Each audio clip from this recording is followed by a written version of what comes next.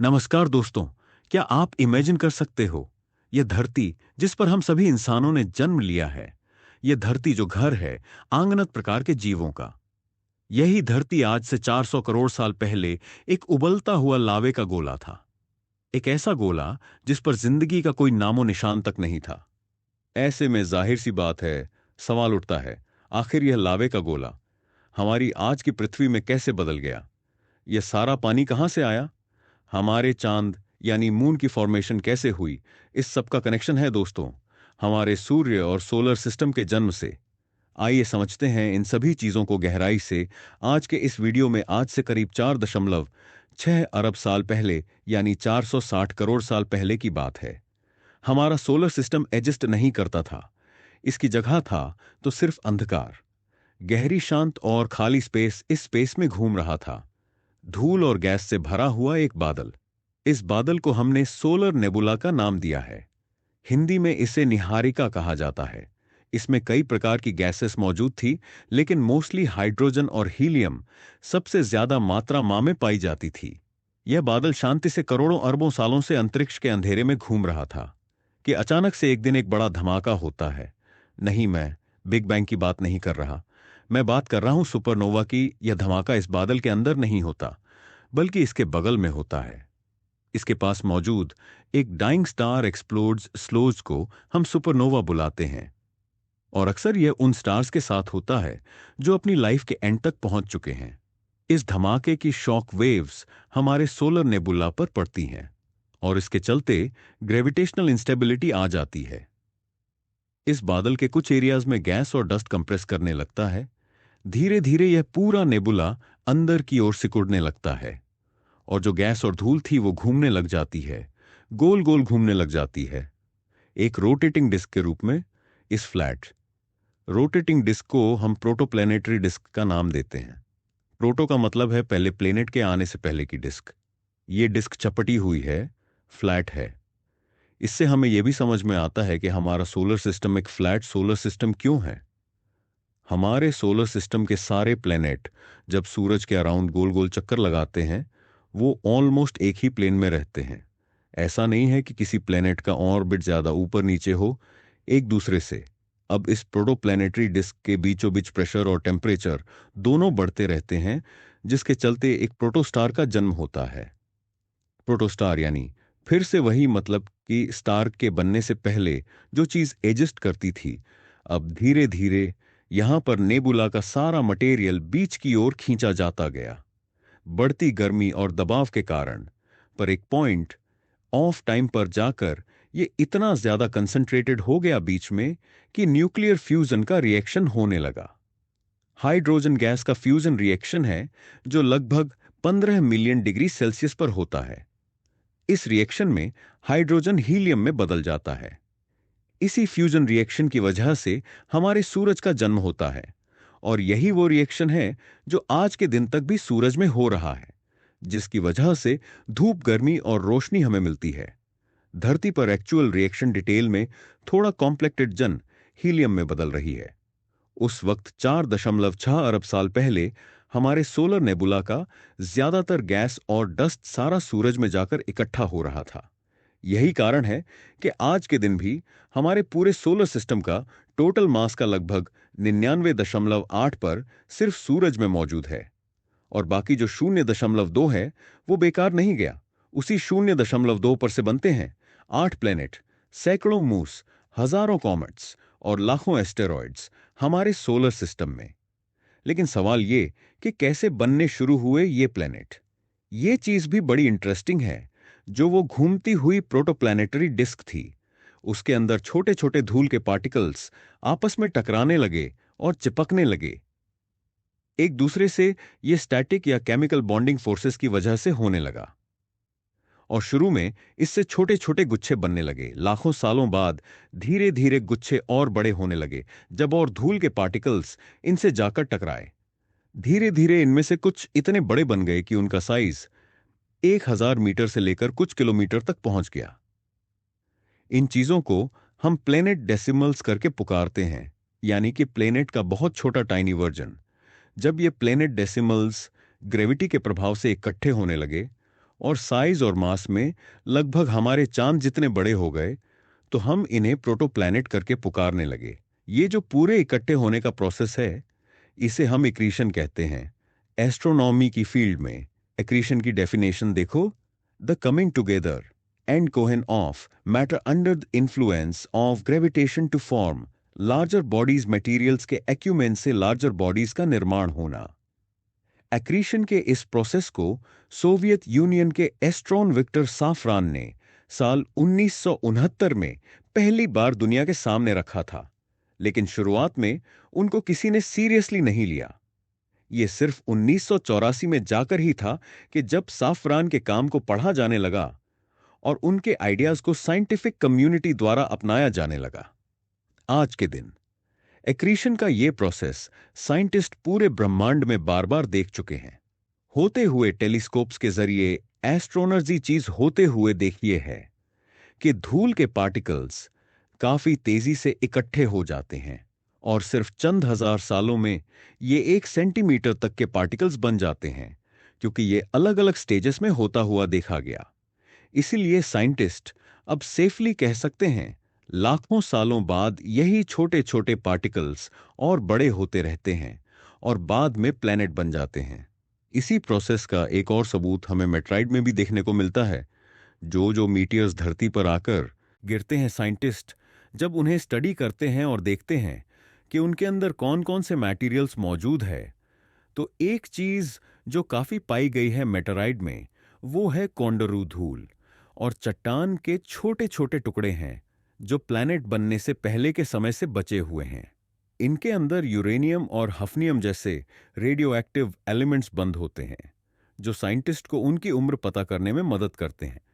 वैसे एक interesting fact यहां पर यह भी है कि हमारी पृथ्वी पर पाया जाने वाला यूरेनियम हमारे सोलर सिस्टम से भी पुराना है। इसे 6 अरब साल पुराना माना जाता है। इसका मतलब यह किसी सुपरनोवा में बना था। यही सारा मेजरमेंट्स का डाटा कलेक्ट करके धूल और प्लैनेट जमल्स के कॉलेजेंस के कुछ सिमुलेशन साइंटिस्ट बना पाते हैं, और उन सिमुलेशन से हम एस्टिमेट्स बनने में tens of millions of years का समय लगा होगा। अब हमारी धरती की बात करें तो ये जो छोटे प्रोटोप्लैनेट और प्लैनेट ईमल्स थे, इनके बीच अक्सर टकराव होते रहते थे, और ये टकराव कोई छोटे नहीं थे। बहुत जबरदस्त एनर्जी निकलती थी। इनमें इतनी गर्मी पैदा होती थी कि चट्टानें पिघल जाती थी और इनके ऊपर लावा के समुद्र बन जाते थे। जैसे जैसे ये प्रोटोप्लैनेट एक दूसरे से टकराते गए, इनका साइज बढ़ता गया। ग्रेविटी के कारण इन्होंने ओवर टाइम एक गोले की शेप लेनी शुरू कर दी, एक स्फेरिकल शेप, और ऐसे ही कुछ टकराव के बाद जन्म हुआ हमारी धरती का। Over million offer gravity pulls rocks together to form the earth, one of at least 100 planet circling. ये जो समय था जहां पर कॉन्स्टेंटली बमबारी चलती रहती थी, हमारी धरती से आकर छोटे प्रोटोप्लैनेट्स टकराते तो कभी प्लेनेटिमल्स टकराते। इस समय को हम हेडन ईओन करके पुकारते हैं। ईओन शब्द का असली में मतलब है एक बहुत बहुत इंडेफिनेटली लंबा समय, और हेडन जो नाम है ये अंडरवर्ल्ड के ग्रीक गॉड हेडी से आया है। इस नाम को रखने के पीछे क्या कारण था आप समझ सकते हो। उस वक्त नर्क जैसी हालत थी धरती पर। इस समय 4 अरब साल पहले से लेकर 4 अरब साल पहले तक चला। इस समय कुछ कुछ ऑब्जेक्ट जो धरती से टकराए वो 100 किलोमीटर बड़े थे, कुछ 200 किलोमीटर बड़े थे। तो वो जो भी चट्टानें उस वक्त धरती पर हुआ करती होंगी वह सब पिघल जाती थी और सब की सब लावा में बनती रहती थी, बार बार दब रहती थी। लेकिन अब कमाल की बात देखो दोस्तों, यही नर्क जैसा समय कारण था जिसकी वजह से धरती पर पानी आया। कुछ कॉमेट्स और एस्टर जो धरती से टकरा आते थे, उनमें काफ़ी ज़्यादा मात्रा मौजूद होती थी पानी की। अब आप पूछोगे लेकिन उन एस्टेरॉइड्स और कॉमेट्स में पानी कहाँ से आया? इसके पीछे कारण है दोस्तों, सोलर नेबुला। वो धूल का बना जो वो बादल था जिसकी मैंने शुरू में बात करी थी, उसमें कुछ आइस क्रिस्टल्स भी होते थे और कुछ पानी एक्चुअली में धरती पर खुद भी मौजूद था। जब इस इयोन युग से संबंधित माइक्रोस्कोपिक क्रिस्टल्स के भीतर फंसे हुए मिनरल्स की एनालिसिस करी तो पता चला कि पृथ्वी पर भी लिक्विड वाटर मौजूद था, लेकिन ज्यादातर जो पानी की मात्रा बढ़ रही थी उसके पीछे एक बड़ा कारण था। ये जो एस्टेरॉइड्स और कॉमेट धरती से आकर टकरा रहे थे, इसके अलावा एक दूसरा प्रोसेस भी हो रहा था जब ये कॉलिजन्स होती थी। धरती के साथ तो पानी भाप बनकर हवा में चला जाता था और समय समय पर बरसने लगता था। वापस धरती पर इस हिडन युग के खत्म होने तक हमारी पृथ्वी एक होमोजीन्स बॉल बन चुकी थी। चारों तरफ मैग्मा ही मैग्मा था। लगभग एक समान रूप की लावा की लेयर बन गई थी। धरती के आराम इसे ग्रेविटी ने साथ में बांध कर रखा था। और इसके बाद शुरू हुआ सिलसिला डिफरेंशियल आए कि हमें यह कैसे पता चला कि उस समय पर सही में यह सब हुआ था। इसके पीछे कई सारी टेक्निक्स हैं दोस्तों। एक है पुराने पत्थरों की रेडियोमेट्रिक डेटिंग करना, स्टडी करना, बिलियंस ऑफ साल पुरानी मिनरल्स को और देखना कि उनका कंपोजिशन कैसा है। एक टेक्निक है कंपैरेटिव प्लैनेटोरियम सिमुलेशंस रन करना, जो गैसेस और एलिमेंट्स उस समय में मौजूद थे उन सब का डाटा कंप्यूटर में इनपुट करना और मॉडल के थ्रू रन करके देखना कि वो मॉडल कैसे बिहेव करता है। कुछ इसी तरीके से हम डेटा साइंस की मदद से हम अपने प्लैनेट की हिस्ट्री बेहतर समझ पाए हैं। इसका इस्तेमाल ऑन ऑलमोस्ट हर एक इंडस्ट्री में किया जाता है, automobile, finance, media, health care. आज के दिन हम सब जानते हैं कि मेनली 3 लेयर्स हैं: धरती की क्रस्ट, मेंटल और कोर। अब हेडिनियन के एंड तक आते आते अर्थ का जो क्रस्ट था वो ऑलरेडी बनना शुरू हो चुका था। लेकिन सही मायनों में जो 3 लेयर का सेपरेशन है ये इसके अगले काल में ही देखने को मिलता है। द आर्कियन इयोन, आर्क शब्द आता है ग्रीक वर्ड आर्के से, जिसका मतलब होता है बिगिनिंग। तो इस युग से बेसिकली हम कंसीडर करते हैं कि सही मायनों में धरती का जन्म होना शुरू हुआ। यह समय 4 अरब साल पहले से लेकर 2.5 अरब साल पहले तक चला। इस समय में हुआ क्या कि धरती जो एक लावे के गोले की तरह थी, इसमें अलग अलग एलिमेंट्स मौजूद थे जो भारी एलिमेंट्स थे, जैसे कि आयरन और निकल, जो बाकी एलिमेंट्स के कंपैरिजन में ज़्यादा डेंस थे। वो धीरे धीरे इस मैग्मा के अंदर फ्लो करके धरती के सेंटर की ओर खींचने लगे। ठीक उसी तरीके से जैसे पानी रेत में से अपना रास्ता बनाता है, इसके पीछे सिंपल कारण था ग्रेविटेशन का फोर्स। जो भारी एलिमेंट्स हैं आयरन और निकल, वो सेंटर की तरफ खींचते गए, और जो हल्के एलिमेंट्स हैं वो धीरे धीरे बहकर ऊपर की तरफ आते गए, जैसे कि silicon, oxygen, aluminium, sodium, potassium या अलग अलग एलिमेंट्स का ऊपर और नीचे जाना समय के साथ साथ बहुत ज्यादा बढ़ता गया और धीरे धीरे धरती के सेंटर में धरती का कोर बनने लगा। जब ये आयरन और निकल इकट्ठे फ्यूज होने लगे, हम सब जानते हैं कि धरती का कोर सबसे गर्म कंपोनेंट है। धरती का यहां का तापमान 6000 डिग्री सेल्सियस तक पहुंच जाता है। आमतौर पर जो आयरन है, लोहा है, वो इस टेम्परेचर पर मेल्ट हो जाना चाहिए, लेकिन धरती के सेंटर में प्रेशर इतना ज्यादा होता है कि वो इस टेम्परेचर पर मेल्ट नहीं होता, बल्कि आयरन और निकल सॉलिड फॉर्म में धरती के कोर में मौजूद है। आज के दिन भी ऐसा ही है, और ये टेम्परेचर इतना ज्यादा होने के पीछे कारण सिर्फ ज्यादा प्रेशर और ग्रेविटेशनल फोर्स नहीं है। एक और कारण है मेंटल लेयर में हो रहा constant radioactive decay. Uranium, thorium और पोटेशियम जैसे एलिमेंट्स मेंटल की लेयर में मौजूद हैं, जिनका कांस्टेंटली रेडियो एक्टिव डीके हो रहा है, और ये पृथ्वी की गर्मी का एक बड़ा मेन सोर्स है। मैंटल जो है ये सबसे मोटी लेयर है, 3000 किलोमीटर से ज्यादा मोटी है। आज के दिन ये लेयर सॉलिड है, लेकिन उस समय ये लेयर सॉलिड नहीं होती थी। यहाँ मैग्मा होता था। यहाँ हल्के एलिमेंट्स जब धीरे धीरे ऊपर आ रहे थे तो उनके ठंडे होने से इसके ऊपर की लेयर क्रस्ट की फॉर्मेशन होने लगी। ऑक्सीजन का एलिमेंट इस क्रस्ट में सबसे ज्यादा एबंडेंट एलिमेंट था। क्रस्ट का जो मास था 46 पर सिर्फ ऑक्सीजन से ही बनता था। अब यहां पर अगर इन एलिमेंट्स की डिटेल में जाएं तो बहुत लंबी डिस्कशन करी जा सकती है। जो अलग अलग प्रकार के पत्थर आज के दिन क्रस्ट पर पाए जाते हैं, ग्रेनाइट, बेजोल्ट, क्रस्ट की गहरी लेयर्स में पाई जाने वाली मेटा मटेरियल का ट्रांजिशन दिखता है। जैसे जैसे आप धीरे धीरे मेंटल से ऊपर आते रहते हो क्रस्ट की ओर, क्योंकि मार्बल और स्लेट जैसे पत्थर जो होते हैं ये बहुत हाई प्रेशर और टेम्परेचर के प्रभाव से बनते हैं, इसलिए ये क्रस्ट की गहरी लेयर्स में ही पाए जाते हैं। और अगर इन पर और भी ज्यादा हीट और प्रेशर लगाया जाए तो ये फिर से मैग्मा में बदल जाते हैं। इसके अलावा ऊपरी लेयर्स में सेडिमेंट्री रॉक्स होती हैं, जैसे कि सैंडस्टोन। ये वो पत्थर जो वेदरिंग की वजह से कॉन्स्टेंटली टूटते रहे और नए बनते रहे। जब इन पर धूप, हवा, पानी और बर्फ पड़ी तो कोयले को भी यहाँ पर एक सेडिमेंट्री रॉक कंसीडर किया जाता है। एक ऐसी सेडिमेंट्री रॉक का उदाहरण है ये जिस पर दोनों केमिकल और फिजिकल रिएक्शंस देखने को मिले। तो कुल मिलाकर बात यही है कि लाखों करोड़ों सालों तक ये डिफरेंशिएबल अलग अलग लेयर्स बनती रहीं। हम छोटी क्लासेस में अक्सर बच्चों को पढ़ाते हैं कि ये डिफरेंशिएबल और कोर की है, लेकिन एक्चुअली में इसमें बहुत सारी डिफरेंशिएबल के बाद अगर आप कभी जियोलॉजी और डिटेल में जाकर पढ़ोगे तो आपको पता लगेगा कि एक्चुअली 3 नहीं बल्कि 5 और लेयर्स में इन्हें बांटा जाता है। इनकी फिजिकल प्रॉपर्टीज को देखकर ये लेयर्स है: लिथोस्फियर, एथेनोवा आउटर कोर और इनर कोर लिथोस्फियर।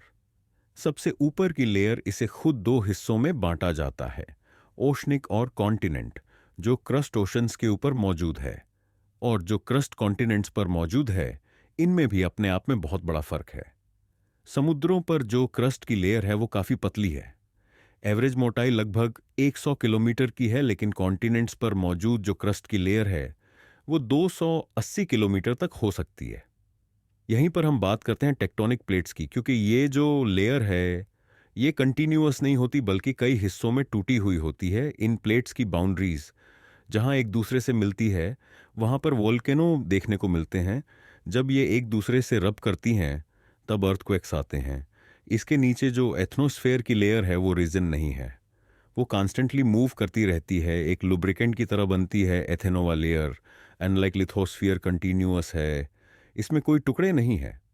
एवरेज मोटाई लगभग 140 किलोमीटर की। इसके नीचे आते आते लोअर मेंटल के ऊपरी भाग में एक ट्रांजिशन जोन देखने को मिलती है जहां चट्टानें अधिक से अधिक डेंस हो जाती हैं। ऐसी चट्टानों के कुछ उदाहरण देखिए: ओलिवाइन पेरिड इट्रिंगवोडाइट्स। ये हाई प्रेशर मिनरल्स मेंटल के अंदर बनते हैं और जैसा आप देख सकते हो दिख में बहुत ही सुंदर लगते हैं। आप सोचोगे अगर ये मिनरल्स मेंटल के अंदर मिलते हैं तो हम बाहर निकाल के इन्हें कैसे देख पाते हैं? एक्चुअली में हम इन्हें बाहर नहीं निकालते, नेचर धरती बाहर निकालती है। कई बार ऐसी वोल्केन इरप्शन होती है जहां लैनिपिया है, जहां पर वोल्केनो से निकलने वाला मैग्मा मेंटल से आता है और अपने साथ ये हाई प्रेशर मिनरल्स लेकर आता है। दूसरा, कई बारी क्या होता है जब मेटियोरॉइड्स धरती पर आकर टकराते हैं तो वो इतने स्पीड से उनका टकराव होता है कि उस प्रेशर से भी ये मिनरल्स कई बारी बन जाते हैं। अब इससे अंदर कोर की लेयर पर आए तो वहाँ जो आउटर कोर की लेयर है वहाँ गर्मी के कारण आयरन चर्नर रहता है, जिसकी वजह से इलेक्ट्रिकल करंट पैदा होते हैं। क्योंकि हम सब जानते हैं लोहा बहुत ही अच्छा कंडक्टर है इलेक्ट्रिसिटी का, और इन इलेक्ट्रिक करंट से अपनी एक मैग्नेटिक फील्ड बनती है। ये मैग्नेटिक फील्ड एक बहुत बड़ा कारण है जिसकी वजह से धरती पर लाइफ सस्टेन कर पाती है, क्योंकि इसी मैग्नेटिक फील्ड की वजह से सूरज से आने वाले बहुत ही हानिकारक चार्ज्ड पार्टिकल्स हम पर नहीं गिर पाते। सोलर विंड से हमें प्रोटेक्शन मिलती है और एक एटमॉस्फेयर बनी रह पाती है। आउटर कोर और इनर कोर की लेयर में सबसे बड़ा डिफरेंस यही है कि आउटर कोर जो है वो लिक्विड है और इनर कोर सॉलिड है। लेकिन यहाँ एक इंटरेस्टिंग फैक्ट, जैसे जैसे आउटर कोर का लिक्विड ठंडा हो रहा है वो धीरे धीरे सॉलिड में कन्वर्ट हो रहा है, और इनर कोर की लेयर इसी कारण से हर साल लगभग 1 मिलीमीटर बढ़ती रहती है। अब इस पूरी कहानी में एक सवाल ये आता है कि चांद कहाँ से आ गया? धरती ने तो जन्म ले लिया, लेकिन मून कहाँ से आया? धरती के पास इसका जवाब भी दोस्तों डियनियोन में ही छुपा है। साइंटिस्ट ने कई थ्योरी सोची थी कि क्या कारण हो सकता है। चांद होने के पीछे एक थी कैप्चर थ्योरी, कि ये एक ऐसा प्लैनेटरी ऑब्जेक्ट था जो धरती के नज़दीक आया और धरती के ग्रेविटेशनल फोर्स ने इसे कैप्चर कर लिया। इसे कैप्चर थ्योरी कहते हैं। दूसरी एक थ्योरी है कोफॉर्मेशन थ्योरी, कि चांद और पृथ्वी एक ही साथ फॉर्म हुए थे। जब धरती की फॉर्मेशन हो रही थी, अलग अलग डस्ट पार्टिकल्स इकट्ठे हो रहे थे, तो चांद भी वहीं पर फॉर्म हुए जा रहा था। तीसरी है एक फिजन थ्योरी, कि धरती से ही टूटकर एक हिस्सा चांद बन गया। लेकिन असलियत पता है क्या? इनमें से कोई भी थ्योरी सच नहीं थी। आज के दिन ज्यादातर साइंटिस्ट का मानना है कि धरती से एक और प्लेनेट आकर टकराया था और इस टकराव की वजह से चांद की फॉर्मेशन हुई थी। इसे कहा जाता है जाइंट इंपैक्ट हाइपोथेसिस। इसके अनुसार लगभग 4.5 अरब साल पहले जब अर्थ की फॉर्मेशन हो ही रही थी, तब एक और प्रोटोप्लैनेट एग्जिस्ट करता था। उसका नाम हमने रखा है थिया। ये करीब मार्स के साइज का प्लैनेट था। सोलर सिस्टम फॉर्म होने के करीब 100 मिलियन साल बाद यह प्लैनेट आकर धरती से टकरा जाता है। इस वक्त धरती सिर्फ एक लावा की गेंद थी। ये वाला प्लैनेट भी वही था। तो इस टकराव से होता क्या है, दोनों प्लैनेट का कोर एक दूसरे में ऑब्जॉर्ब हो जाता है।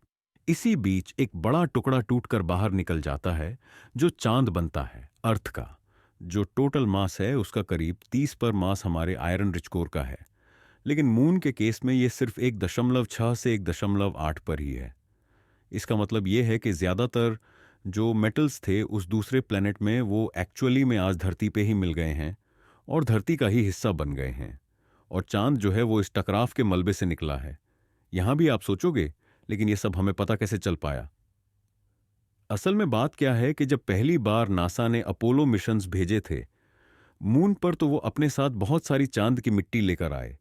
चांद के मेंटल से जो सैंपल्स मिले बेसोल्ट रॉक्स के, वो धरती पर पाए जाने वाली बेसोल्ट रॉक से काफी सिमिलर थे। चांद पर पाए जाने वाले पत्थरों में जो ऑक्सीजन आइसोटोप और बाकी एलिमेंट्स थे, वो पृथ्वी की चट्टानों में मिल रहे ऑक्सीजन और बाकी एलिमेंट से भी बहुत मिलते जुलते थे। तो इस पर्सपेक्टिव से देखा जाए, वो जो 3 रिजेक्टेड थ्योरी थी उनमें फिजन थ्योरी सबसे करीब पहुंची थी। चांद असल में धरती का ही हिस्सा था, लेकिन ऐसा नहीं था कि धरती अपने आप ही अचानक से एक दिन टूट गई और चांद निकल गया। वो धरती का हिस्सा तभी टूटा जब एक और प्लेनेट इससे आकर बहुत ही भयानक तरीके से टकराया। स्क्रीन पर आप देख सकते हैं इसी चीज का नासा के सुपर कंप्यूटर द्वारा बनाया गया एक सिमुलेशन। लेकिन कमाल की बात पता है क्या है? अगर यह टकराव नहीं होता तो आज हम यहां जिंदा भी नहीं होता, क्योंकि इसी टकराव की वजह से धरती के एक्सिस पर एक बहुत बड़ा गहरा प्रभाव पड़ा। हमें 23.5 डिग्री का रोटेशनल टिल्ट देखने को मिला। इसकी वजह से बिना इस रोटेशनल टिल्ट के हमें गर्मी से सर्दियां, सर्दी से गर्मियां, ये सीजन्स ही नहीं देखने को मिलते। क्लाइमेटिक वेरिएशंस इतनी ज्यादा हो जाती कि लाइफ को अडेप्ट कर पाना बहुत मुश्किल होता। दूसरा, बिना चांद के हम में टाइड्स नहीं देखने को मिलते, लो टाइड, हाई टाइड। ये जो वेरिएशंस आती हैं, इन्हीं वेरिएशंस की वजह से लिविंग ऑर्गेनिस्ट मस्त पानी से जमीन पर आ पाए, अब धरती पर और आर्केनियन में वापस आए। तो कई और चीजें ऐसी हुई जिसकी वजह से लाइफ को शुरू होने का मौका मिल पाया। 3 मेन लेयर्स की सेपरेशन के बाद स्टेबिलिटी बढ़ने लगी, वल्केनिक एक्टिविटी देखने को मिली, ज्वालामुखी फटे जिसमें बड़ी मात्रा में water vapour, carbon dioxide, methane और अमोनिया जैसी गैसेस ऊपर हवा में गई। ये वास्तव में गैसेस का बहुत ही खराब मिश्रण है, क्योंकि इसमें ऑक्सीजन की बहुत कमी है। लेकिन समय के साथ साथ जैसे जैसे पृथ्वी धीरे धीरे ठंडी होती गई, वाटर वेपर ने कंडेंस करना शुरू कर दिया। ये कंडेंस्ड वाटर वेपर पृथ्वी पर बारिश के रूप में बरसने लगा, और लाखों करोड़ों साल बाद जाकर हमें सरफेस पर विशाल महासागर देखने को मिले। भारी संख्या में मौजूद इस लिक्विड वाटर ने एक बहुत बहुत महत्वपूर्ण काम किया। हमारे जीवन के लिए इसने हमारी एटमॉस्फेयर से ज्यादातर कार्बन डाइऑक्साइड और हीट को एब्जॉर्ब कर दिया। इसी की वजह से धरती के सरफेस पर टेम्परेचर्स इतने प्लेजेंट बन पाए, ऑक्सीजन की मात्रा बढ़ने लगी। कमाल की बात पता है क्या है दोस्तों? आज के दिन भी इंसानों के द्वारा जो कार्बन डाइऑक्साइड रिलीज होती है, कार्बन एमिशंस देखने को मिलते हैं। ज्यादातर कार्बन एमिशंस एक्चुअली में हमारे ऑसस के द्वारा ही ऑब्जॉर्ब किए जाते हैं। बहुत से लोगों को लगता है कि यहाँ पर मेन कंट्रीब्यूशन जंगलों का और पेड़ों का होता है, लेकिन ऐसा नहीं है। असली में ये काम समुद्र कर रहा है, लेकिन अनफॉर्चुनेटली ये है कि धीरे धीरे समुद्र की कैपेसिटी फुल होती जा रही है। ये अपने आप में एक बहुत इंटरेस्टिंग टॉपिक है जिस पर एक सेपरेट वीडियो बन सकता है। अगर आप चाहते हो नीचे कमेंट्स में लिखकर बता दो। अभी के लिए इस वीडियो को इस पॉइंट पर एंड करना चाहूँगा कि जितने भी इवेंट्स मैंने आपको बताए, ये सब प्रीकंडीशंस थी। अगर ये चीज़ें ऐसे ना होती तो शायद लाइफ को कभी मौका नहीं मिल पाता उभर कर आने का। धरती का सूरज से एक सही डिस्टेंस पर होना, ना ज्यादा दूर ना ज्यादा पास, धरती का साइज सही प्रोपोर्शन का होना, ना ज्यादा बड़ा ना ज्यादा छोटा, ताकि ग्रेविटेशनल पुल सही हो। सही तरीके के एलिमेंट्स को एटमॉस्फेयर में रखने के लिए, एग्जैक्टली वही गैसेस को एटमॉस्फेयर में रखने के लिए जो हम चाहते हैं। तीसरा, धरती के कोर में एग्जैक्टली सही अमाउंट की मैग्नेटिक फील्ड होना, एक ऐसी मैग्नेटिक फील्ड जो हमें सूरज की खतरनाक गामा रेज और एक्स रेज से बचाकर रखे। चौथा, सही मात्रा में वल्केनिक इरप्शन होना, जिससे कि एक सही अमाउंट का ग्रीन हाउस इफेक्ट देखने को मिल सके। अगर ग्रीन हाउस इफेक्ट ज्यादा एक्सट्रीम हो जाता है तो ज्यादा कार्बन डाइऑक्साइड देखने को मिलेगी, ऑक्सीजन नहीं होगी, और वही हालत होगी जो वीनस प्लैनेट पर होती है। लेकिन अगर ग्रीन हाउस इफेक्ट कम होता है तो वही हालत होगी जो मार्स पर होती है। ज्यादा ठंड होना, एक स्ट्रांग एटमॉस्फेयर ना मेंटेन कर पाना, और सफिशिएंट अमाउंट में लिक्विड वाटर ना होना। तो दोस्तों, एक चीज का एहसास आपको यह सब सुनकर हो जाना चाहिए कि जो भी कुछ हुआ है वो बहुत ही अद्भुत है, और इसीलिए इस अद्भुत प्लेनेट को बचाए रखना हम सबका कर्तव्य होना चाहिए। इतनी सारी अलग अलग सही चीजों का एक साथ हो पाना इतना रेयर है, इतना रेयर है। शायद यही कारण है कि आज तक हम कभी किसी एलियन लाइफ को नहीं ढूंढ पाए। बहुत बहुत धन्यवाद।